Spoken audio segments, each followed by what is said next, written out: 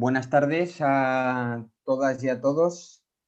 Bienvenidos a la tercera sesión del ciclo de comunes, nuevas herramientas para pensar lo público, organizado por la Escuela Municipalista de Zaragoza en Común.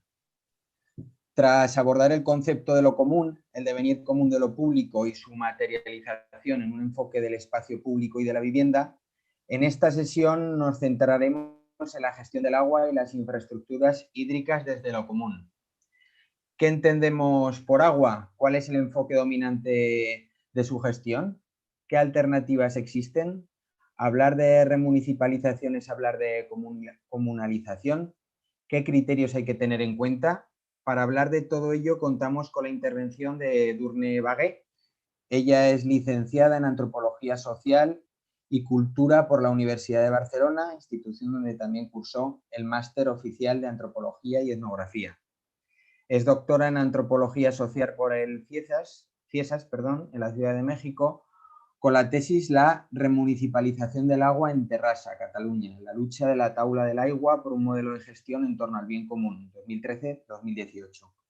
Actualmente colabora con la Cátedra UNESCO de Desarrollo Humano Sostenible de la Universidad de Girona y además es autora del capítulo El agua urbana y su reconceptualización de lo común, del libro Códigos Comunes Urbanos, herramientas para el devenir común de las ciudades, que nos ha servido de base para todo este ciclo.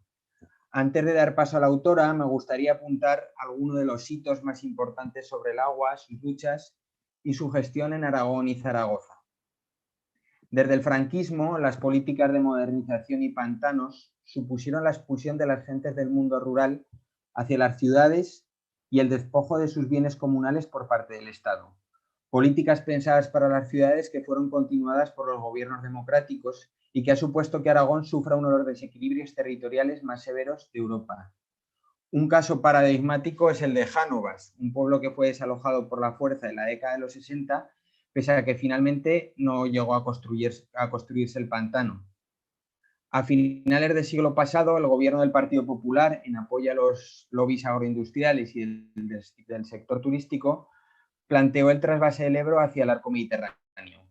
Sin embargo, el pueblo aragonés, junto con el catalán, consiguió frenar estas políticas a través de uno de los ciclos de movilizaciones más masivos que ha vivido nuestra tierra en los últimos 50 años. En 2016, el gobierno de Aragón de Javier Lambán aplicó el ICA, Impuesto sobre Contaminación de las Aguas, en por de recuperar la inversión de un plan de depuración sobredimensionado, pretendiendo construir a través de concesiones privadas 200 depuradoras. Una política de cemento y especulación que ha supuesto que seamos la región de España que más paga por el servicio de depuración. Como rechazo a este impuesto injusto, durante 4 años, desde 2016 hasta la actualidad, el 25% de los zaragozanos y zaragozanas, es decir, casi 100.000 personas, se han negado a pagarlo, siendo un icono de desobediencia tarifaria en toda Europa. Y finalmente, para acabar, ¿cómo es la gestión del agua en la ciudad de Zaragoza? Mientras que el abastecimiento se ha mantenido público, la depuración es privada desde la década de los 90. La depuradora de la Cartuja, encargada de depurar un 88% de las aguas residuales de Zaragoza, ha estado concesionada a la multinacional Veolia, responsable también de la gestión de las aguas de Barcelona, entre otras gestiones a nivel mundial. En 2018 finalizó la concesión, pero sin embargo la falta de pagos del anterior gobierno municipal socialista, 2011-2015, le permitió ampliar el contrato hasta 2024. En este tiempo le hemos pagado, los zaragozanos y zaragozanas, 500 millones de euros, con un servicio deficitario que ha generado una gran contaminación en las aguas del Ebro. Así, aprovechando el fin de la concesión en 3 años, 2024, la apuesta de Zaragoza en Común es remunicipalizar todo el servicio. Pero ¿cómo hacerlo? ¿Tenemos referentes para ello? Sobre todo esto y más cosas nos va a hablar Edurne Bagué. Así que Edurne, cuando quieras. Bueno, pues muchísimas gracias. Yo creo que la sesión se queda corta con todo este panorama. O sea, estabas diciendo cosas y era como, cada cosa como que da que para mucho. Entonces, voy a hacer algo, bueno, intentaré dar las máximas respuestas que se puedan, pero realmente me van a quedar un montón de cosas que se pueden resolver otro día o, en fin, ¿vale? Como yo me lo planteaba, ¿no? Desde la lógica del devenir común de lo público, ¿no? Y tal, pero también veo que hay esa necesidad, ¿no? De entender cómo generar un proceso de recuperación del servicio, pues ahora me pones como nada, porque una cosa podría ser más descriptiva técnica y la otra más eh, que tiene de comunalización, ¿no? De devenir común de lo público. Yo intentaré, pues, que se entienda todo, ¿vale?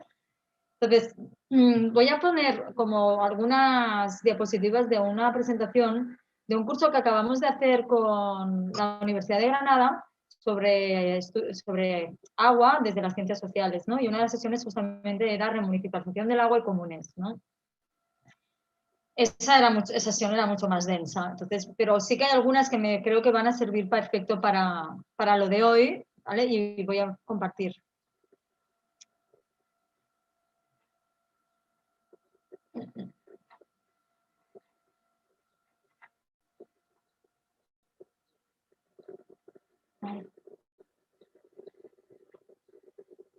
Perdón, que va lento. Vale. Voy a ir como, o sea, veréis que pasó algunas que no me entretengo, pero hay algunas que creo que son bastante representativas. Por ejemplo, teniendo en cuenta lo que has dicho de las políticas, ¿no? Estas de sobrepantanización, de sobreexplotación del agua, de recursos hídricos, bueno, lo que estábamos analizando es que hay todo un paradigma hegemónico, ¿no? Muy que se caracteriza un poco por estas características, ¿no? Es esa dicotomía o esa separación entre cultura y naturaleza, ¿no? Y cómo esto acaba generando toda una estructura de organización del agua que justifica desde la sostenibilidad y su escasez, pues justamente su mercantilización y su especulación, ¿no? Y que al final esto lo que está escondiendo pues es que son relaciones basadas en la dominación y el control, que pasan por la disposición, ¿no? de las comunidades locales sobre el acceso a ese elemento vital, ¿no? Y lo que también un poco, al menos es como la propuesta que desde donde yo trabajo, es pues también ese reconocimiento del agua como un sujeto que es activo y articulador y generador de vida, que yo creo que en ese capítulo del libro ya se apunta también un poco, ¿no? Bueno,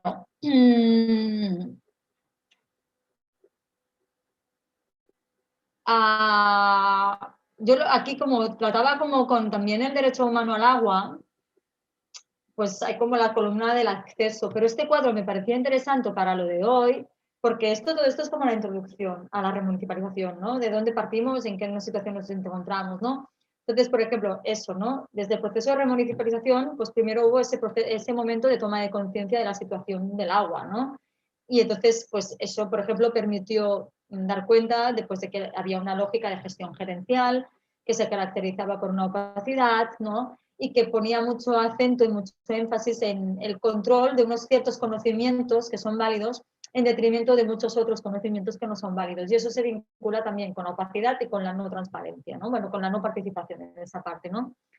Y que tiene que ver también con esa lógica desvinculada del espacio del territorio, ¿no? O sea, como si los servicios urbanos pues fueran solo infraestructuras ingenieriles, ¿no? O bueno, no son de hormigón, pero, bueno, sí, hay de que sí, de que no, pero, pero no algo como que interactúa y está relacionado con y que forma parte y genera también, ¿no? Paisaje, territorio y espacio de vida, ¿no?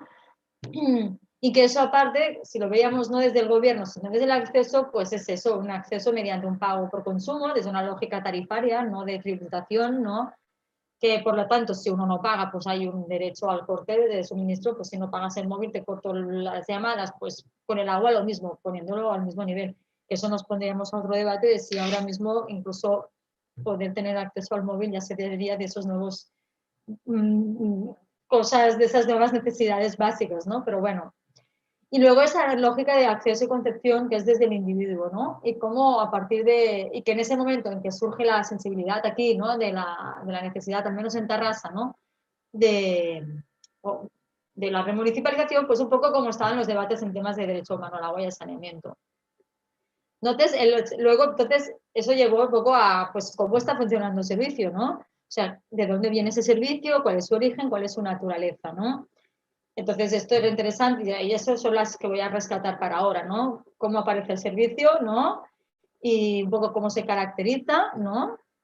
Y luego la herramienta, ¿no? La remunicipalización como esta herramienta de transformación, ¿no? Desde el agua como esa capacidad articuladora y de sujeto, ¿no? De este imaginario de vínculos que explica por qué el agua es un común y no solo un bien común material, sino un común, ¿no? Desde la lógica de un principio común que organiza y que por lo tanto desde esa lógica de principio nos permite abstraernos para empezar a entender desde el marco actual qué es lo que habría que cambiar y hacia dónde, ¿no? Y qué tanto se puede aprovechar, ¿no? Y eso también nos permite entonces entender, pues buscar casos que existe, que no existe, cómo diferenciamos participación de toma de decisiones, ¿no? Porque también en el marco de los comunes muchas veces hay como todos son comunes y se está hablando de participación, ¿no? Y no, o sea, comunes es ejercicio del gobierno y por lo tanto sí o sí está vinculado de una u otra manera con la toma de decisiones, ¿no? Y esa toma de decisiones tiene que ser participada y colectiva. Y por lo tanto necesita de engranajes, ¿no? De estructuras, lo que seguramente se ha aumentado en las sesiones anteriores de la dimensión meso, que articulen esa participación. O sea, no es como nos ponemos todos en la plaza del pueblo y hacemos asambleas y levantamos las manos. No, es algo mucho más complejo. Realmente se necesitan generar estructuras, pero tienen que ser estructuras que tienen que tener como unos ciertos requisitos, unos ciertos complementos, unas ciertas atribuciones, unas ciertas unos, en catalán es un stretch, como unas características que permitan, ¿no? Que sea algo pues, más reticular, más horizontal, pero sí o sí tienen que haber bases de estructura y de articulación social, ¿no? Y en este sentido la remunicipalización como esta herramienta de transformación, ¿no? Y yo lo que hablaré es del caso del Observatorio del Agua de Tarrasa. No voy a entrar en el caso de Tarrasa porque eso es como que no vale la, o sea, no, bueno, un poco de unas imágenes, si los queréis ver, es gente que pues, es mayor, que sí tiene como un bagaje, ¿no? Que sí que vienen como del movimiento vecinal, del movimiento obrero de transición, pero de esas corrientes más combativas, más reivindicativas y que casi siempre han continuado articulados. Cuando ya no han podido militar porque ha sido un momento de las crianzas, etcétera, pues han quedado más en el movimiento vecinal, ¿no? En cosas de temas de ciudad. Todo esto son fotos de la época en que se estaba generando todo el proceso de remunicipalización. Bueno, esto es pues una pequeña diapositiva que explica un poco cuál era la situación, ¿no? Del agua en las ciudades cuando se toma esa conciencia, ¿no? Vamos a remunicipalizar el servicio y de repente pues nos damos cuenta pues, que el agua está en esta esfera del mercado, que está entendida como un recurso, como una mercancía, que está totalmente desvinculada del conjunto de la sociedad, pero también de los ecosistemas, ¿no? Lo que pongo aquí como cisma entre el CIA y el CUA, que es el ciclo integral del agua, y el ciclo urbano del agua, ¿no? Entonces, ahí. Cómo esto, que es agua en esfera del mercado, se caracteriza por estas formas de gobierno que hemos comentado antes, opacidad, organización centralizada y gerencial. Es que esto es súper importante porque tiene mucho que ver también en todo ese proceso de construcción o de generación de las instituciones actuales, pues de lo que es el Estado liberal desde el siglo XIX hasta la fecha, ¿no? Esas personas que son tratadas como clientes, ¿no? Y ese pago que es por acceso, ¿no? Desde el consumo, desde una lógica de consumo y no de uso, ¿no? Entonces, de alguna manera, el objetivo es pues, llevar el agua a la esfera de la vida y, no desde y por lo tanto, incorporando y asumiendo que no puede ser sin esa relación de interdependencia, ¿no? O sea, bueno, eso tiene que ver. Entonces, un poco, ¿no? Perdón, que voy moviendo que se vea bien. No hagáis casos de los títulos porque como estos de la sesión aquella, los títulos tienen que ver con conceptos y contenidos que se habían expuesto anteriormente, pero sí, el servicio de abastecimiento, su origen y su naturaleza, ¿no? Entonces, esto es un servicio que está asociado al Estado, es decir, es un servicio que cuando se surge es ya desde una lógica del municipio como parte de los órganos del Estado. Es el Estado en el espacio local, es decir, ¿no? Ya se ha producido, forma parte O sea, va un poco a la par de la transformación de la administración y la institución y la articulación de toda la lógica de la estructura del Estado. Luego, más adelante, cuando hable del caso de Tarrasa, se ve súper claro, ¿no? Tarrasa, la empresa es del 1842, es la primera de todo el Estado español y es súper puntera y es privada. Pero ellos, desde el principio, cuando tú miras la documentación, se habla de un servicio público. Y eso es súper representativo, ¿no? De que hay ahí una reconversión de lo público que se descomunaliza, ¿no? Se genera un proceso de desposesión sobre la toma de decisiones en general de los asuntos de la localidad, pero también en ese caso concreto sobre el agua, ¿no? Que pasa a manos de una empresa. Aquí ya estoy haciendo un spoiler, luego lo veremos más claro, ¿no? Pero para que se vea un poco.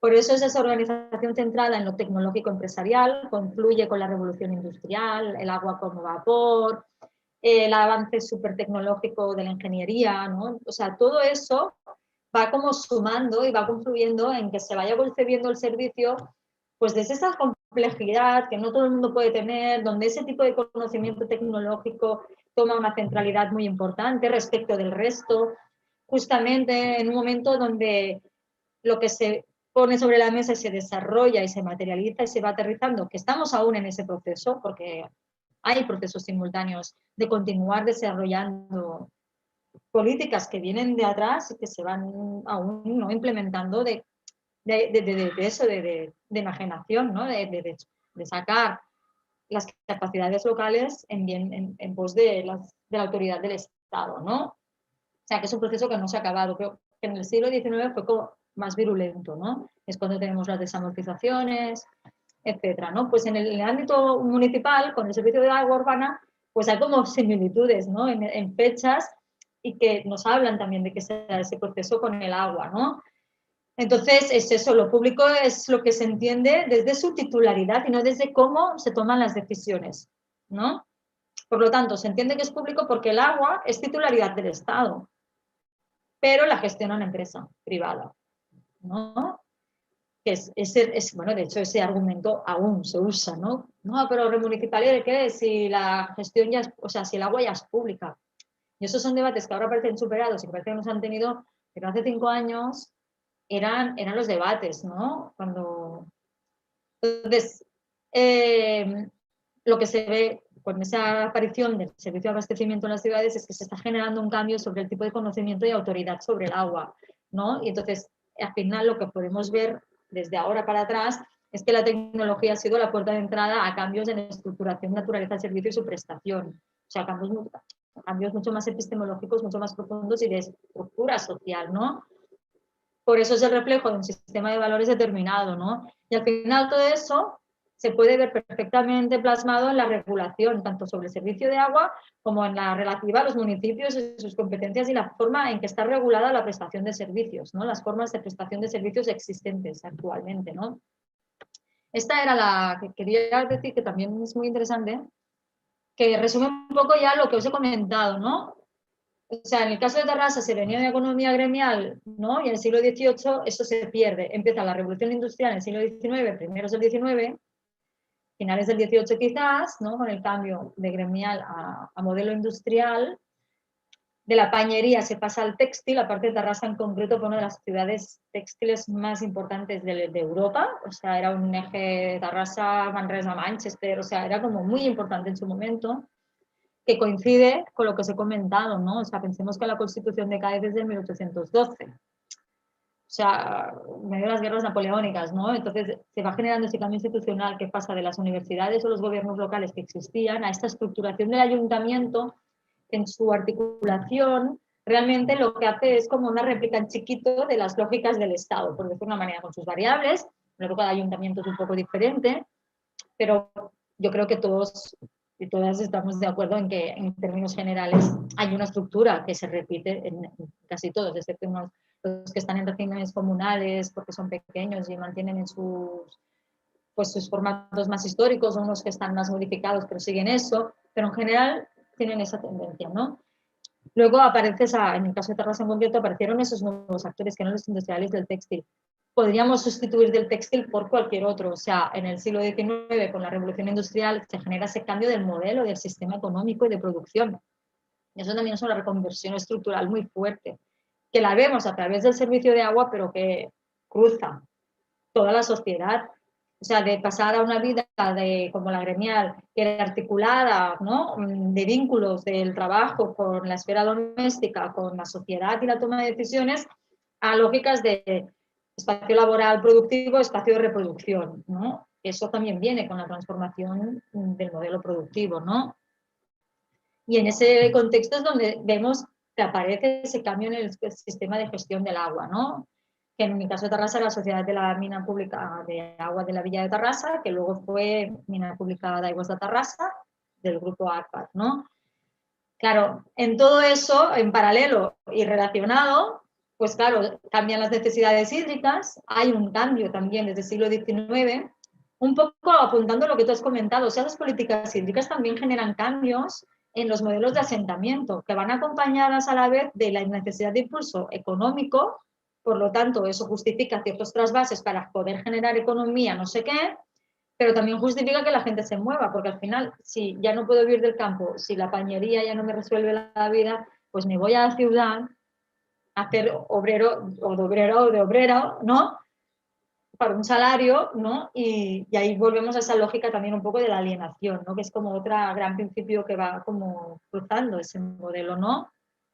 Claro, quiere decir que esas ciudades crecen, aumentan las necesidades de consumo de agua, pero al cambiar el modelo productivo también se intensifican las necesidades de agua, aparecen problemas de escasez, porque pues en los modelos anteriores, como todo era una escala más local, pues también se llegaba hasta donde se llegaba. No había esa lógica de intensificar, porque no también, como no había ese conocimiento ingenieril tan desarrollado, ni esa lógica de generar beneficio que viene con la reconversión del modelo industrial, pues diguéssim que los problemas de escasez seguro que había en muchos sitios, pero el nivel o las opciones que se daban o cómo se resolvían las cosas pasaba por otros lugares, ¿no?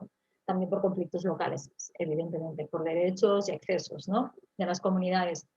Pero lo importante aquí es que eso supone en muchas poblaciones que acaban siendo urbes, como en el caso de Tarrasa, el cambio de la fuente central de abasto. En ese caso tenían minas y pasan a que sea la mayor parte sea de abastecimiento de agua superficial que viene del río.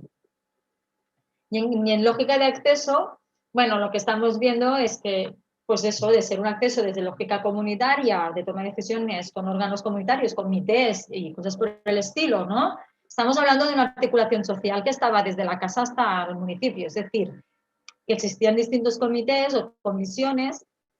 Así es como se organizaban los gobiernos locales o las universidades en términos generales, ¿no?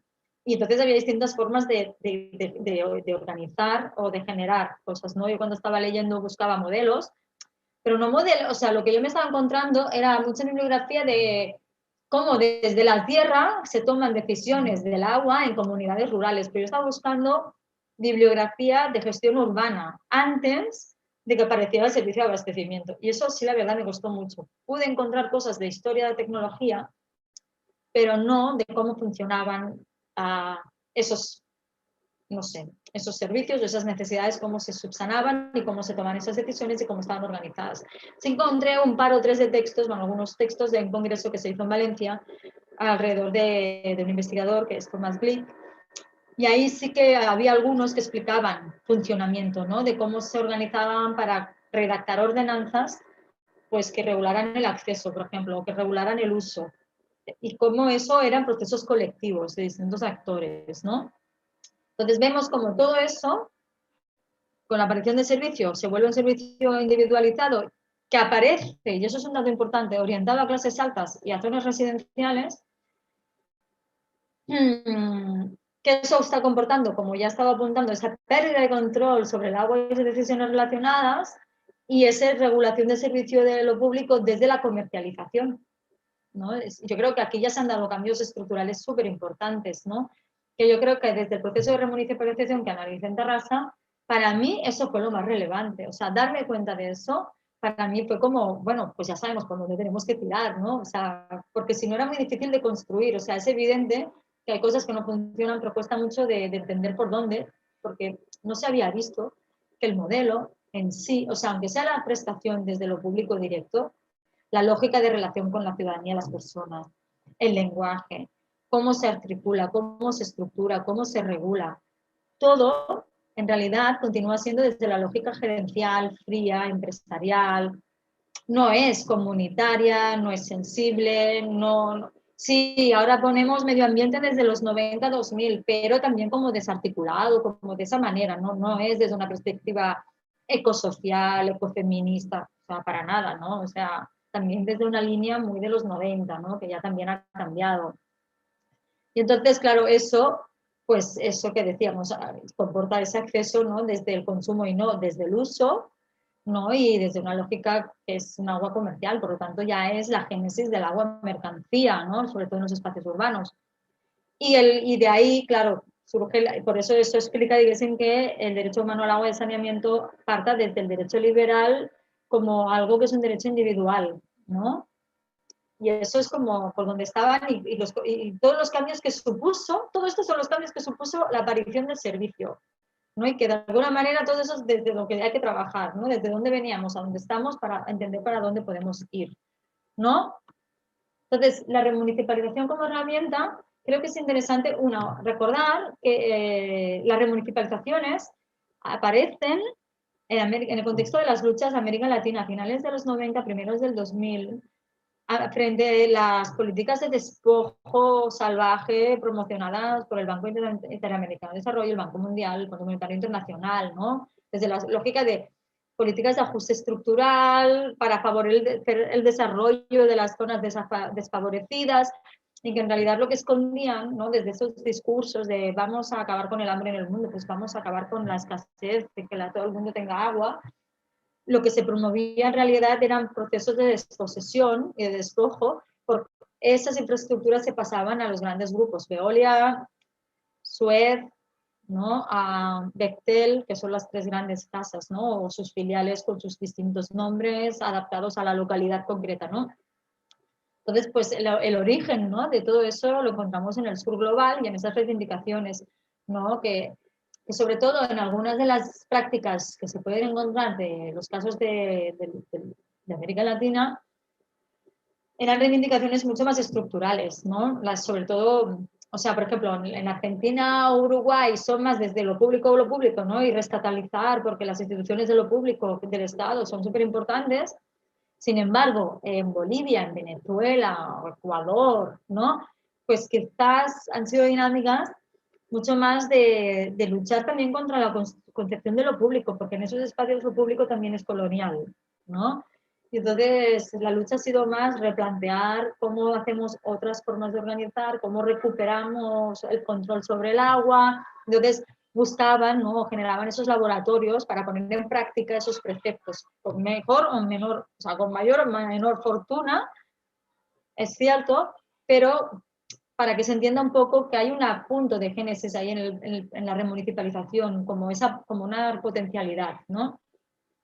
Y bueno, puse aquí una definición que yo hice, ¿no? Desde la tesis, ¿no? Un espacio que contribuye a repensar las instituciones y las relaciones entre ciudadanía, estructuras y formas de gobierno, ¿no? Una práctica para la recuperación del control sobre la vida. Porque en ese momento, cuando yo estaba haciendo la tesis, había como un debate importante que era remunicipalizar es recuperar la gestión pública, pero no se puede remunicipalizar lo que no ha sido previamente privatizado. Yo creo que ahora ya se ha impuesto al final la otra versión de qué es la remunicipalización. No es una forma, no es solo ámbito local, es un concepto que implica pues parte de lo que pone en este recuadro que he leído ahora, ¿no? Y que tiene que ver con repensar realmente cómo se está prestando el servicio. Y la esfera de institucional, por decirlo de alguna manera, de lo que cuelgue, pues sí que parte de la lógica de lo local, es decir, en cada espacio esa estructura institucional tiene que ser la que tenga que ver también con estructuras institucionales pues no impuestas, ¿no? Preexistentes o que sean acordes, o sea, por lo tanto siempre desde lo más respetuoso y desde lo más vinculado a las comunidades, ¿no? Ese sería un poco el potencial, o al menos como, bueno, desde cómo yo analicé la remunicipalización y lo que de alguna manera concluí, ¿no?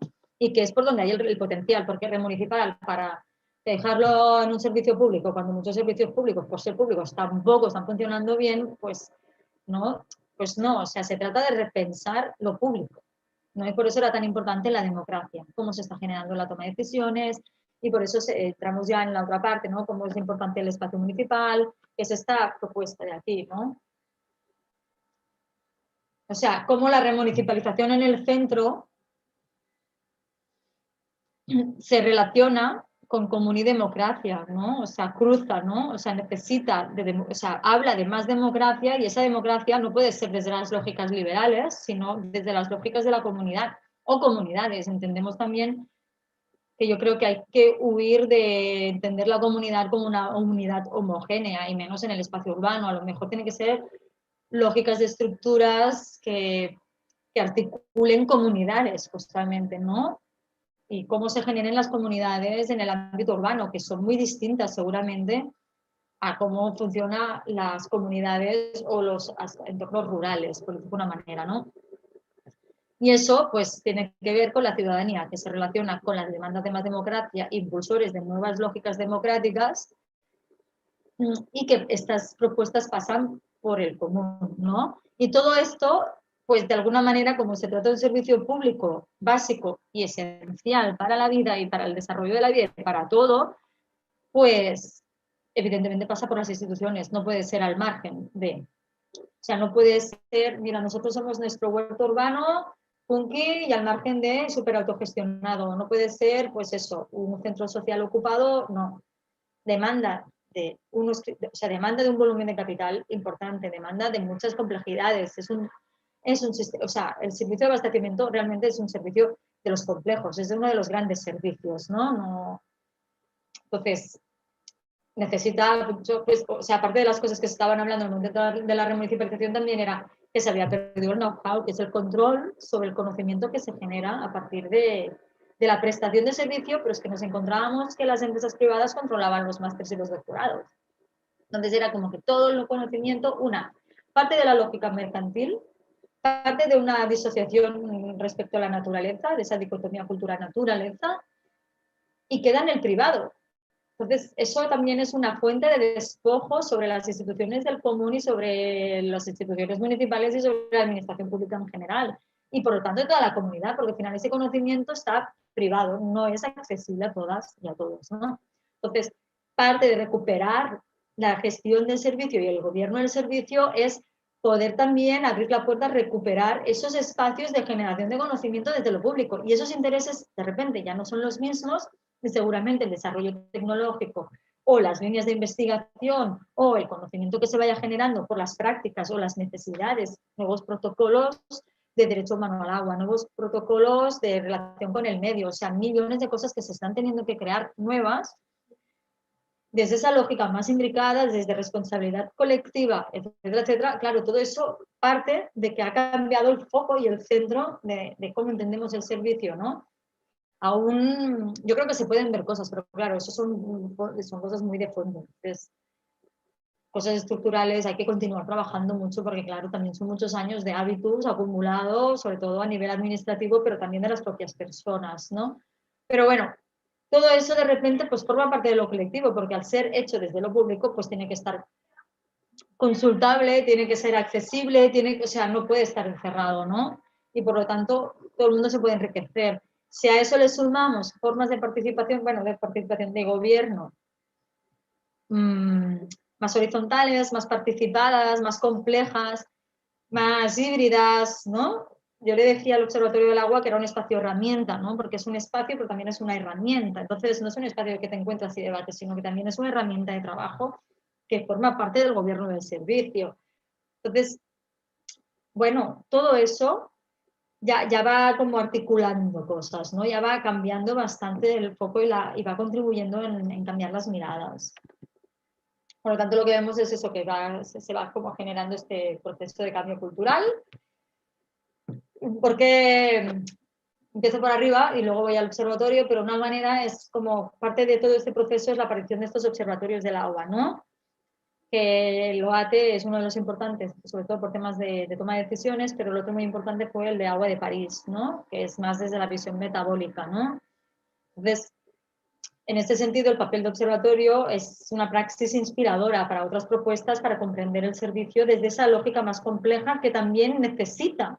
O sea, al cambiar la mirada, al cambiar de... Porque cuando decía que la toma de decisiones era centralizada y gerencial, quiero decir que todo recaía en el Consejo de Administración y la gerencia de las empresas, fueran públicas o privadas.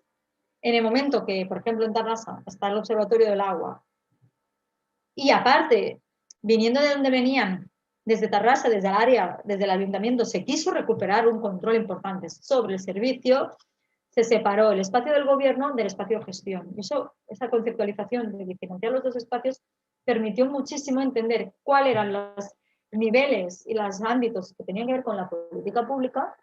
Por lo tanto, la ciudadanía organizada como el observatorio podía y tenía la capacidad de poder decir, no solo decir la suya, sino estar en los procesos de creación y de propuesta de las políticas públicas, ¿no? Junto con la administración.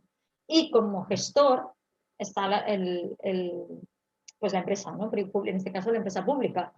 Entonces, era la figura de las tres patas, que es como se pensó, ¿no? Entonces, claro, todo eso está llevando a la materialización de cambios en la concepción de servicio, ¿no? Y también en esa lógica de que el gobierno aspira a no limitarse a la votación, sino que es una visión compleja y estructurada, ¿no? de la gestión del agua. Bueno, todas esas potencialidades, ¿no? Desde el ámbito cultural, ¿no? Pues la interdependencia, el agua urbana como común, vinculada a la comunidad de las personas, pero también con capacidad de generación de territorio, que es inalienable, y por lo tanto el derecho humano al agua también en un horizonte de que se haya comprendido como un derecho colectivo, ¿no? Y eso pues también entendiendo esa interdependencia desde los sistemas ecológicos y socioecológicos y por lo tanto esa integración y esa imbricación del ciclo urbano con el ciclo integral del agua, ¿no? Donde las personas forman parte del entramado, ¿no? Y el técnico-práctico, pues bueno, la organización local, articulación geográfica institucional de esos espacios meso, y bueno, políticas públicas que son basadas en las necesidades concretas de los territorios, no están pensadas de arriba para abajo, sino que es siempre desde las necesidades, ¿no? ¿Cómo vamos a resolver las distintas necesidades que van surgiendo? Entonces vamos a tener que ir creando las distintas herramientas que necesitemos y también las estructuras derivadas, ¿no? ¿Cómo funciona el Observatorio del Agua de Tarrasa? Bueno, de momento, ¿cómo está articulado? Pues, en principio es la empresa pública que está igual, la ciudadanía y el ayuntamiento, ¿no? Se organiza a través de un plenario. Entonces, el plenario tiene la comisión permanente, que están muy estrechamente vinculados. Entonces, el plenario sí que se articula con el ayuntamiento porque el plenario recoge regidores y regidoras del ayuntamiento y actores, pues, importantes y relevantes de la ciudad, ¿no? También incluso los empresarios, ¿no? Y en principio también está la empresa, pero bueno, ahí como veis no hay la conexión, ¿no? Entonces la conexión bastante fuerte, por eso las flechitas son más gruesecillas, es el ayuntamiento con la empresa, ¿no? Y después, así más débil, del ayuntamiento con el plenario, ¿no? Entonces, luego, la comisión permanente es la que dinamiza, ¿no? Como la secretaría permanente, ¿no? Es lo que le da continuidad, que se reúne a menudo, que está compuesta por todos los grupos de trabajo. Y después la realidad de los grupos de trabajo es que intentan relacionarse entre ellos, marcando más transversalidad. Es una idea, son unas ganas, pero cuesta en el sentido de que el día a día acaba atrapando bastante y se va trabajando un poco, pero cuesta esa parte, aunque la idea y el reconocimiento de la necesidad y el espíritu, o sea, es parte del planteamiento, es que tiene que ser así, ¿no? Y todos se relacionan con la permanente, porque todos tienen un representante en la permanente. Y luego hay algunos grupos que tienen un poquito de relación con el ayuntamiento por sus temas de trabajo, ¿no? El de proyectos europeos y huella hídrica y economía circular, porque encaja mucho con esa visión más tecnológica que está muy focalizada en la parte de la gestión, y el tema del derecho humano al agua y al saneamiento, injusticia social con el ayuntamiento, porque claro, cruza mucho con el área de servicios sociales, ¿no? Y bueno, hay otros actores vinculados, que es todo lo que era la tabla del agua de Tarrasa, que fue Entonces, la remunicipalización en Tarrasa empieza en 2014, cuando se genera la tabla del agua de Tarrasa, que es la que impulsa, la que se da cuenta que la concesión se está a punto de acabar, es la que empieza a hacer todo lo que he comentado, ¿no? De vamos a ver dónde estamos situados, vamos a ver de dónde venimos, vamos a ver hacia dónde trabajamos, ¿no? Todo esto lo impulsó la tabla del agua, que fue como organizando, pues como una articulación a nivel de ciudad con muchos actores, ¿no? Sociales de la ciudad. Entonces, en un momento dado, cuando ya estaban al final de la parte de la recuperación del servicio y ya se estaba en la parte de generación y creación del observatorio, sí que hay un momento en que se plantea la tabla, bueno, claro, esto no acaba aquí, a estas alturas ya no nos hemos dado cuenta que continuamos trabajando, entonces, ¿cuál es el sentido de la tabla? Si ya hemos luchado por la remunicipalización, ¿cuál es nuestro papel? Entonces, se articula en 3 líneas de trabajo, que es ciudadanía, que es como articulación, educación, que es educación secundaria, primaria, tal, y recerca, que es toda la parte más vinculada a la investigación. Entonces, bueno, yo creo que esto sí, que tiene importante la remunicipalización y por qué el tema del común. Bueno, porque en parte, como ya he ido apuntando, se entiende que lo importante de remunicipalizar es transformar. Entonces, parte de esas transformaciones es que también se entienda que el derecho humano al agua es una responsabilidad colectiva. Cambiar eso también implica que se abren debates para trabajar cómo regulamos esa responsabilidad colectiva que ahora está regulada desde lo individual y liberal, ¿no? ¿Cómo hacemos un reconocimiento de esa necesidad básica que es el derecho humano al agua, ¿no? Y por lo tanto también pasaba mucho eso por la desmercantilización, ¿no? Y esa desmercantilización tiene que ver con esa gestión pública desde las prácticas de modelos participados transparentes, que es lo del común, ¿no? Y el agua como un común emergente, ¿no? Que aquí es donde hay esa paradoja con el agua urbana, ¿no? O sea, sí, ¿no? Como dije, la bibliografía, tú miras, ¿no? Casos etnográficos, ¿no? Pues de localidades rurales o de organizaciones en ámbitos, pues no sé, de alta montaña o que no son explícitamente urbanos o pluriurbanos.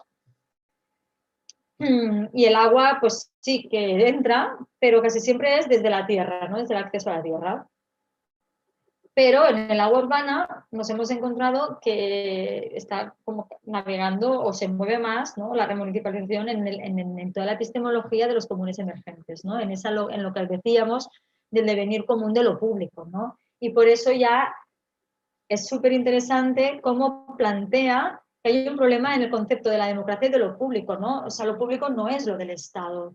Vamos a disputar también el concepto, ¿no? O sea, lo público es también, o sea, también nos enajenaron de ahí, ¿no? O sea, nos expulsaron. Cuando yo estaba explicando que se ha dado ese proceso de desposesión, es eso, o sea, con la generación del servicio, lo que se produce de repente y sale a la luz con el análisis es que se había producido un proceso pues de acercamiento sobre la toma de decisiones respecto al agua, así como si nada, a través del conocimiento tecnológico, ¿no? Y es como, bueno, ya, pero no sé, ni todo empieza ni acaba en el conocimiento tecnológico. En ese momento no se podía saber. Ahora ya hemos podido empezar a entender por dónde pasa la generación de nuevos conocimientos y nuevas necesidades que resitúan otra vez cuáles son esos conocimientos, ¿no? Y en ese sentido ha jugado un papel importante, pues, entender el agua como desde las lógicas del común emergente, ¿no? ¿Por qué? Porque el Observatorio del Agua también se plantea en ese punto de en medio, ¿no? Entre el dentro y el fuera. O sea, uno de los grandes retos del Observatorio del Agua es que es autónomo, pero está organizado también articulado con la administración, ¿no? Entonces, tiene una coordinadora que es una persona liberada desde el ayuntamiento y tiene una secretaría que también es una persona liberada desde el ayuntamiento y cada año el observatorio prepara unos presupuestos que se piden al ayuntamiento para poder llevar a cabo sus actividades, ¿no? Pero, sin embargo, el observatorio es completamente autónomo en tomar sus decisiones, en cómo se articula y organiza a nivel interno, si quiere volver a reestructurar todos los grupos de trabajo, cómo se lo quiere montar, cómo quiere generar actividades, cómo genera su lógica de enxarxament, ¿no? Y capilaridad respecto con el resto de la ciudadanía. O sea, todo eso el observatorio tiene plena libertad. Y sí tiene algunas funciones, o sea, generar dictámenes, participar de las propuestas, o sea, sí que si se mira allí todo el marco, pues sí que tiene bastantes funciones atribuidas y algunas de ellas sí que de alguna manera hablan de capacidad de gobierno, de participar de espacios de gobierno y toma de decisiones. En ese sentido, yo creo que es importante aclarar que en todo esto, el proceso de toma de decisiones hay que entender que no es ir a votar en un plenario o en un X o en un tal, sino que es todo ese entramado. O sea, y eso yo creo que es algo súper importante, porque cuando estamos hablando de participación, cogobernanza, no sé qué, tal, se continúa teniendo en la cabeza la escala de Einstein, ¿no? De menos a más. Y lo demás encima es control social, que ni siquiera es gobierno, ¿no? Cuando yo estaba analizando y veía, ¿no?, cómo funcionaban las cosas antes del liberalismo, ¿no?, en esas estructuras que aún funcionan así, la gestión comunitaria, en la gestión comunal, o sea, estas estructuras continúan vigentes, no hay que irse muy para allá para continuar viendo esas cosas. Pues que todo está imbricado, que no es que haya, no es una lógica lineal y jerárquica de nivel, sino que hay momentos de deliberación y hay momentos de coproducción y hay momentos de debate y hay momentos de ir tomando decisiones, y cuando tú estás generando un documento tal que luego será aprobado no sé dónde, ahí también se están tomando decisiones. Entonces, al final, es todo el entramado el que es la toma de decisiones, ¿no? Y eso yo creo que también es como muy interesante que se ponga sobre la mesa, porque si no continuamos trabajando desde lógicas pues disociadas, súper enajenadas, fragmentadas, entendiendo que una cosa es participar, la otra es que participar es que tú hagas procesos consultivos o que hagas procesos de ciclos de debate o que quieras, yo qué sé, preguntarle a la gente cosas para tú hacerte una idea de algo y sondear algo. Pero generar la política pública colectivamente, que es un montón de partes que están trabajando conjuntamente y cada proceso a lo mejor las necesita todas, ¿no? Entonces, eso también eso es toma de decisiones, ¿no? Que al final eso se acabe pasando por el pleno del observatorio y que legalmente, según la ley de bases de régimen local, se tenga que aprobar por el pleno municipal, pues vale, pero para que llegue al pleno municipal se han tomado todas las decisiones. O sea, el pleno municipal, cuando vincula, lo que está haciendo es ratificar todo un proceso larguísimo de meses de trabajo de un montón de actores que han creado aquello. Y eso es como funciona la administración en general. Entonces, entendiendo eso, es súper importante estar en todos los procesos previos, porque cuando llega el pleno municipal, lo que se apruebe realmente sea fruto de ese trabajo entre todas y todos. Bueno, me he enrollado un montón. Yo creo que más o menos, yo creo que han quedado un montón de cosas por explicar, pero bueno, si van saliendo bien, porque bueno, yo creo que los cambios que han ido saliendo, generando desde el Observatorio de Remunicipalización ya se ha dicho, la composición un poco también, la organización también, el equilibrio dentro-fuera, la diferencia entre público y estatal también, un poco hemos hablado del devenir común, en la articulación social, que esto es uno de los grandes pues retos, pero también muros, ¿no? Yo creo que aquí también, ya con eso ya sí acabo, es que el proceso liberal con las desamortizaciones y los procesos de desposesión, con esta articulación, ¿no? Porque eso también, ¿no? Porque el códigos comunes, ¿no? Porque también se codifica, y quién codifica y en base a qué y a favor de quién, ¿no? Entonces, bueno, todo eso, de alguna manera, ir contribuyendo a que nos atomicemos también como personas, de que se vayan destruyendo las necesidades de los vínculos, ¿no? Esa lógica del individuo, ¿no? Como la unidad de articulación social, ¿no? Claro, desde la lógica del individuo es muy difícil articular, entonces estamos, o sea, falta mucho porque realmente las sociedades no están articuladas lo suficiente, etc. Pero eso se escapa del Observatorio del Agua de Tarrasa, no se escaparía tanto del municipalismo en sí, aunque al final quien aprueba las leyes más importantes es el Congreso de los Diputados.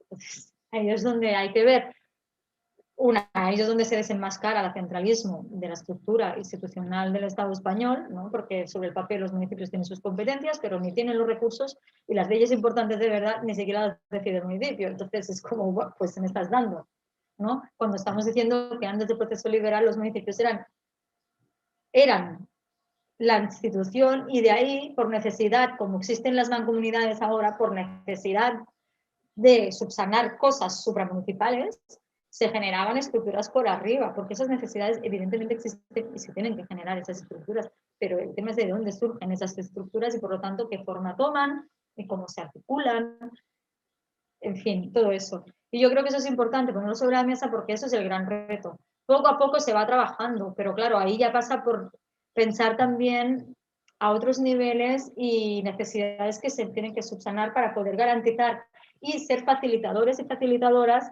de que las personas puedan estar formando parte de las cosas, porque si no la participación es muy clasista. O sea, solo puede participar la gente que tiene cierto tipo de profesiones, que acostumbran a ser los que tienen, o sea, los que no están tan mal, ¿no? Entonces, por ahí hay ese gran escollo que es como pum, y el otro gran escollo continúan siendo los hábitos administrativos y de la institución. Cuesta mucho que las personas que forman parte de esa maquinaria comprendan, empaticen, o sea, realmente aquí se tiene que hacer mucho trabajo, no solo desde el agua, no solo desde el observatorio, sino en términos muy generales.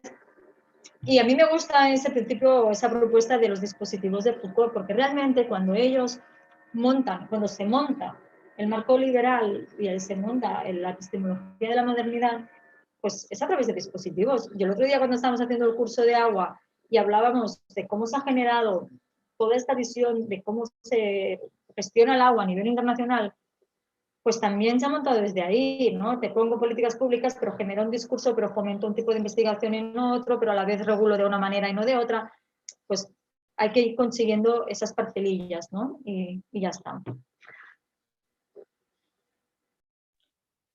Vale, bueno, Edurne, muchas gracias. La verdad que creo que el agua es un ejemplo paradigmático y que liga muy bien todos los debates que hemos estado llevando a cabo en las sesiones anteriores, ¿no? La primera desde una visión más abstracta, más conceptual, más teórica, ya la anterior desde el espacio público y la vivienda, y creo que ya con esta tercera hemos aterrizado ya mucho más, ¿no? A lo que es todo esto de nuevas formas de instituciones, nuevas formas de apropiación, de gestión. Y bueno, yo tengo varias preguntas, pero sí que quería ver si en el chat tenemos alguna pregunta, ¿no? Para las personas que nos están viendo en directo. Y si no, pues la verdad que tenía alguna pregunta preparada, pero conforme he ido hablando también me han surgido otras. Así que tengo para rato. Así que vamos a ver lo que dicen el resto y si no te lanzo alguna pregunta.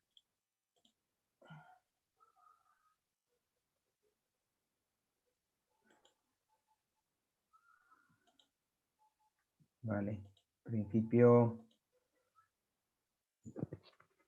Vale, sí, tenemos una primera pregunta que dice ¿cuántas personas de la ciudadanía estarían implicadas en este proceso? Entiendo que formen parte, ¿no? del observatorio y que estén integradas, ¿no? en la gestión comunitaria y de Terrassa. Y vale, sí, hay otra pregunta, pero la dejo. Sí. Es como es difícil de explicar. La ciudad de Terrassa tiene como 217.000 personas, o sea que son bastantes personas. Claro, porcentualmente no son tantas las que están, pero sí que hay una red, es decir, a lo mejor el día a día son 15 o 20, que no me parecen pocas viendo cómo está la participación en términos generales, que a su vez, indirectamente o de forma no tan intensa, se articulan con otras. O sea, al final sí que son una capacidad de 100 o no sé, o sea, no está mal, no está mal. Pero y hay mucha articulación también. El observatorio, primero la tabla del agua y luego el observatorio no está articulado solo a nivel de Terrassa, ¿no? O sea, está articulado a nivel de Aigües Vida en toda Cataluña, a nivel de la RAP, ¿no? También, y también con el European Water Movement. O sea, entonces es como que lo que va pasando en Terrassa se sabe en todo el mundo de repente, ¿no? O sea, entonces sí hay una mancanza, bueno, perdón, es una catalanada, una falta de como de que haya más base, ese es el reto, por eso decía, es una de las dificultades, pero no está mal. Aparte, como ya van entrando en rodaje, claro, el primer año ha sido mucho arrancar, No pensamos que el observatorio es una estructura inmensa por solo 2 años que tiene. Es que solo tiene 2 años. O sea, se estuvo hablando de construir, se estaba planteando los estatutos, el reglamento, no sé qué, en el 2018, y lleva desde el 2019, 2020, o sea, ahora está por los 2 años y medio. Entonces, no está mal por el poquito tiempo que tiene. Y claro, a medida que se van, lo que decía en una de las formaciones que hicimos con los del Observatorio del Agua, era que es un proceso instituyente, o sea, se está generando una institución. El observatorio en el mismo también es una institución pues, de la ciudadanía, que está formando parte del ayuntamiento, ¿no? Del municipio, ¿no? Entonces, de alguna manera lo que busca es articular, ¿no? Romper esa lógica de ese municipalismo institucional para que también sea social, pero desde el espacio de toma de decisiones sobre servicios públicos esenciales. Pero es ahora que se va a poder trabajar mucho más, o sea, estos últimos meses ya se han empezado a detectar debilidades para poder crecer por abajo, que era una de las obsesiones. O sea, el observatorio no quiere volverse un espacio cerrado ni el mismo tipo lobby y todo el rato haciendo las cosas a las espaldas de todo el mundo, ¿no? Sino que lo que quieren es continuar creciendo desde esa lógica de red en el ámbito de la ciudad y no solo de la ciudad, ¿no? Entonces, ahora, pues no sé, día a día unos 20, a medio nivel unos 50, 70 quizás, y con capacidad de movilizar mucho. No sé si con eso respondo la pregunta. Sí, hay una segunda pregunta de la misma línea que yo creo que al final es algo que ha estado presente en todas las otras reuniones que hemos hecho, ¿no? Porque al final viene a plantear, bueno, anteriormente, ¿no? El debate ha estado entre Estado-mercado, ¿no? ¿Quién lo gestiona de los dos? Incluso dentro del discurso de la izquierda, pues ha sido, ¿no? La manera de recuperar y de considerar públicos ciertos bienes es a través del Estado, burocratizándolos.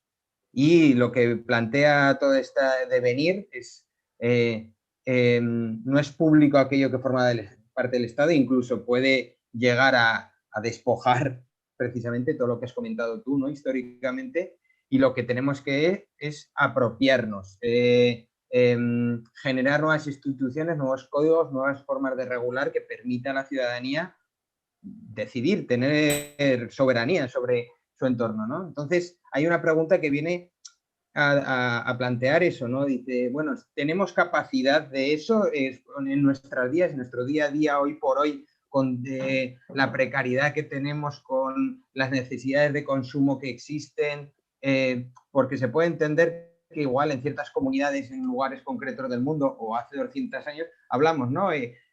Las instituciones son reflejo de la sociedad, pero la sociedad que vivimos, ¿hay capacidad real para que la gente se implique? Eso es algo que ha surgido en todas las Zooms que hemos hecho y me parece fundamental esa pregunta.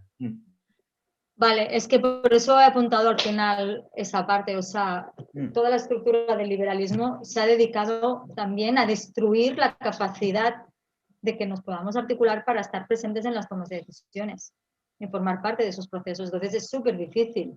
Por eso he dicho, en realidad la participación es súper excluyente, como está planteada ahora, que aparte está planteada desde el control de la administración para subsanar sus necesidades, incluir lo que la administración considera que es pertinente. No es un proceso de nos juntamos todos, a ver, fluyo de ideas, no, o sea, no. ¿No? Entonces, ¿qué claves hay para combinar la participación independiente? Es que, bueno, yo creo que se tienen que generar herramientas y en parte son de regulación, yo creo, de facilitación y también de liberación de recursos para facilitar esas herramientas, o sea, que esas herramientas se puedan llevar a cabo. Es decir, uno de los problemas que tenemos es que nosotras continuamos trabajando y organizándonos también desde esa lógica, o sea, la multimilitancia. Es que no va de militancia, va de que eso tiene que estar fácil para que se pueda combinar con los ritmos de la cotidianidad. Si no, no estamos hablando de cuidados, estamos hablando de militancia de toda la vida, ¿no? Y para eso es importante también generar estructuras. El observatorio de momento ha generado esa, pero es que hay cosas que se le escapan al observatorio. Como plantea las necesidades, planteará y generará cosas que tendrán que detonar, en que se tengan que resolver desde otras administraciones o desde otros lugares, ¿no? Por lo tanto, de alguna manera, en su trabajo va a tener que promover o tensionar para que se tengan, o sea, merdas, es que si no, no llegamos, hostia, pues no sé, nos tenemos que organizar, o, ¿no? Para favorecer que esas cosas vayan pasando, pero claro, solo eso no basta. Eso tiene que ir acompañado, pues, de poder regular y de poder liberar recursos, etcétera, etcétera, para facilitar.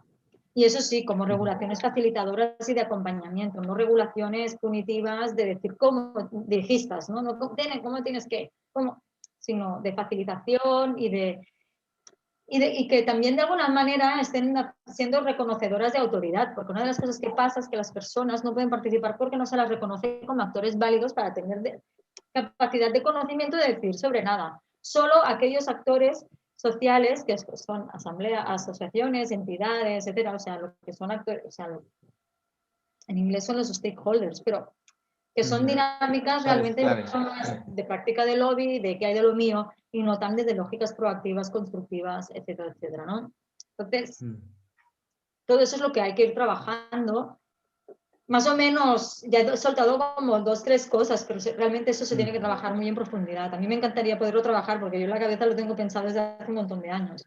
Y hay que pensar bien cómo se puede ir desarrollando bien y articulando bien. Pero yo creo que pasa un poco por ahí, porque si no pasa por ahí, seguimos en las lógicas de la participación y la militancia, y no en los espacios de cuidados y de capilarización de la organización. También es cierto lo que he dicho, que llevamos 200 años de desmantelamiento también de la comunidad y las comunidades. Entonces, apenas llevamos 5 años como con esa sensibilidad súper fuerte de darnos cuenta que no somos tan autónomas ni autónomos, de que nos necesitamos mutuamente, pues hay que ir ahondando para ir tejiendo cada vez más. Seguimos un poco con las preguntas que van saliendo del chat. Una vez hablado ya de este bloque más de participación, democracia, si quieres, ahora preguntan un poco más de la evaluación de resultados. Entonces, sabemos que muchas veces el mantra, ¿no?, de la privatización, somos más eficientes, cuesta menos, generamos un servicio. ¿Ha habido una evaluación de parte del observatorio desde que se ha remunicipalizado del coste y el abastecimiento a las familias en Tarrasa? Sí, en Tarrasa en concreto, como la empresa estaba desde 1842, solo hubo 3 años, 2 años durante la Guerra Civil, que fue cuando se municipalizó el servicio, o sea, tenían una concesión de 90 y tantos años, bueno, así como todo muy del siglo XIX. Con la Guerra Civil, sí, el gobierno del enlace antifascista durante la Guerra Civil municipalizó el servicio. Entonces, claro, cuando acabó la Guerra Civil, lo que se hizo para volverle a dar a los antiguos dueños la empresa otra vez fue una concesión. Y esa, como ya en términos de concesión, se acabó. Pero a lo que voy, no había datos. O sea, no, cuando se planteó todo el proceso se tuvo que hacer subestimaciones desde la tarifa que el ayuntamiento tenía conocimiento que se cobraba y con lo que habían conseguido documentos del patrimonio y de los bienes y de más o menos el control de la plantilla y tal, sacaron sus números y de alguna manera dijeron, bueno, vamos a mantener las tarifas y vamos por ahí y vamos viendo. En el primer ejercicio de la empresa pública tuvieron beneficios. Y entonces, y también ya han podido tener como el primer ejercicio de ver un poco cómo funciona el servicio y cómo se comporta. ¿Cuál es la diferencia? Pues que realmente hay un interés y una voluntad de generar un montón de cambios. O sea, al menos de momento no se atreve nadie a bajar el precio, porque como se viene a no tener ningún control económico de nada, o sea, no se tienen los documentos, se tiene que generar todo como el histórico, por decirlo de alguna manera, se genera desde que se recupera el servicio. Entonces hay que pasar unos años para ver. Pero de momento lo que se está haciendo es pues reestructurar todo el paquete económico desde otros principios, ¿no? O sea, poner sobre la mesa pues mucha más inversión en renovaciones, en modernizaciones, en subsanación de necesidades, en mejoras de las instalaciones, y también una de las cosas que se está luchando es que también se invierta o que entre, que eso es un debate, pues que se generen fondos sociales para que desde el servicio también se pueda subsanar y poner y hacer frente a todas las propuestas del mínimo vital. Entonces ya todo eso son cambios impresionantes. Por no hablar de que, bueno, de que como están, de todo el tema de la colaboración con las universidades de temas de I+D, ¿no? Entonces eso también va a favor, ¿no? O sea, ese servicio público cuando está planteando ya es desde otro lugar, no solo es que el conocimiento sea público, sino que ese planteamiento es desde otras necesidades, ¿no? Entonces, todo el proceso tecnológico y de innovación tecnológica también pasa por otros lugares.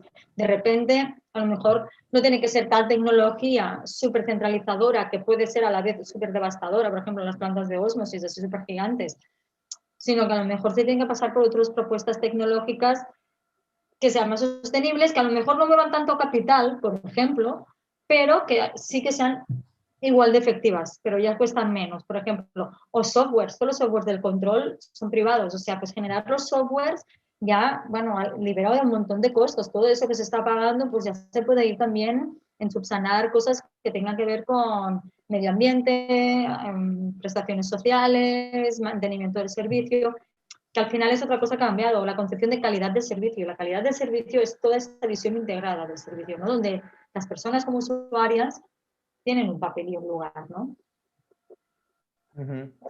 Vale, gracias, Edurne. Seguimos. Bueno, Luis Andrés Jimeno simplemente felicita, le parece que el número de participantes que planteabas diarios, ¿no? Entre 15, 20 y 100 en la red le parecía todo un éxito. Y Mariano Mérida, siguiendo un poco con la capacidad económica de gestión municipal, pregunta si una empresa privada a 25 o 30 años y se está en la primera década de la concesión, interesa económicamente remunicipalizarla.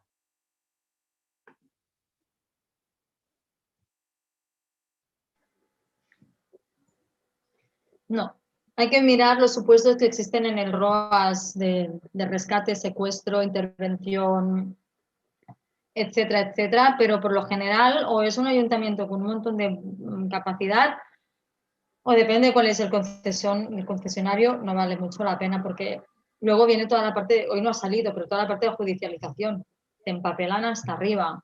Entonces es como bastante lío. Y otra cosa que tiene que ver con esa pauperización de la administración, o sea, cuando se privatizan los servicios, tanto en Tarrasa como en Barcelona, en el siglo XIX, todo viene porque la administración no tiene capacidad económica para hacer frente a la inversión. Entonces, ¿qué es el chollo que se vende para la concesión? Entonces, el problema no es ese. El problema es por qué las administraciones locales están pauperizadas. ¿Por qué los recursos no los tiene la administración local, no? O sea, hay también todo ese subterfugio de presión, ¿no? De que te van acorralando por todas partes y al final lo más fácil es concesionar, ¿no? Porque a mí, mira, me ahorro responsabilidades, me ahorro follones y, mira, depende cómo con el canon, pues me pago otras cosas, ¿no? Entonces, eso ahí es donde hay mucha perversión en torno a las concesiones.